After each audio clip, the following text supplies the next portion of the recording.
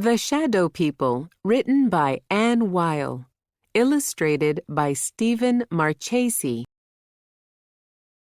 On the Stone Steps. Lila made a penguin shadow puppet dance on the steps. She called out to Emma and Rob to come see, but they were too busy working on the group project. Lila's class was on a field trip at the zoo. Emma and Rob were in Lila's group. They had decided to do their report on penguins. Emma was taking photographs of the birds, while Rob was writing down some information about them from a sign. Lila was sitting on the stone steps next to the penguin area. She was trying to compose a poem about penguins but became distracted making penguin shadow puppets. That's when Lila noticed another school group pass by. To her surprise, these children did not have shadows. In the reptile house. Lila knew a lot about shadows. She had studied light in science class. A shadow happens when something blocks sunlight. Trees cast shadows. People cast shadows. But these people did not. Why? Lila wanted to find out. She followed the other school group into the reptile house. It was dark and creepy inside. Lila heard the voices of children, but could not see anyone. It seemed the children from the other school had disappeared. Lila fled the reptile house and went back to her spot on the stone steps. How strange, she thought. Those people had no shadows, and then they disappeared into the dark. She was about to tell Rob and Emma when she saw the strange school group walk out of the reptile house. No one will believe me, thought Lila.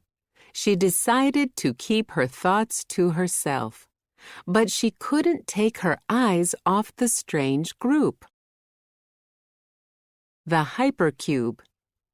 Hey, Lila, called Emma. Are you done with your poem yet? Lila quickly scribbled down a few lines and then leapt up to join her classmates. As she hurried toward them, she noticed something shiny on the ground. Lila picked up the shiny object. It was a pendant on a chain. The pendant was a peculiar shape. She had never seen anything like it before. Wow, said Rob. He was standing next to Lila looking at the pendant. That's cool. It's a hypercube, added Emma. What's a hypercube? Asked Lila. A hypercube is a four-dimensional object, said Emma. But I thought there were only 3 dimensions of space, said Lila. There are on our planet, but some people think there may be other worlds with more than 3. We typically can't see things that have 4 dimensions. The hypercube should be invisible to us. Whisked away. Just then, a voice said, "Thank you," and the pendant was whisked from Lila's hand. Lila saw one of the boys from the strange school group running away from her. Wait! Lila chased after him. She caught up to the boy and saw that his name tag said Chad. He looked lost. Where are your classmates? Lila asked him. I don't know, Chad said sadly. I think they left without me. Lila had an idea. She agreed to help if Chad would explain why he didn't cast a shadow and how she could see the hypercube. Chad said that what Lila saw was not his body but his shadow. Emma was right. Chad and the others in his group were 4-dimensional beings. four-dimensional beings are invisible in three-dimensional space.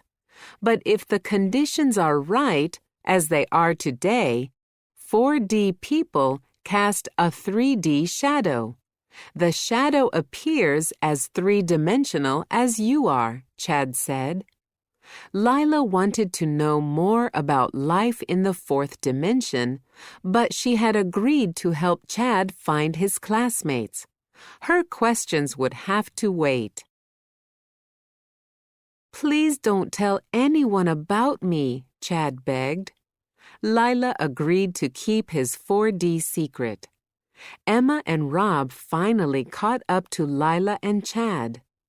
"Hey, Lila, why did you run off?" asked Rob. "Do you know where the lost and found is?" Lila asked back. Emma pointed to a big building. Lila thanked Emma and took Chad there. Inside, Lila told the woman at the front desk that Chad was separated from his group. "All groups must register with the office when they arrive," explained the woman. She looked through some papers. "Here it is," she said, holding up a piece of paper. "I'll make an announcement for Chad's teacher to come pick him up." A moment later, Chad's teacher appeared. He took Chad by the hand, and they left quickly. Chad turned, and Lila waved goodbye. She never did get to ask the questions she had. Lila went back to the stone steps and finished her penguin poem.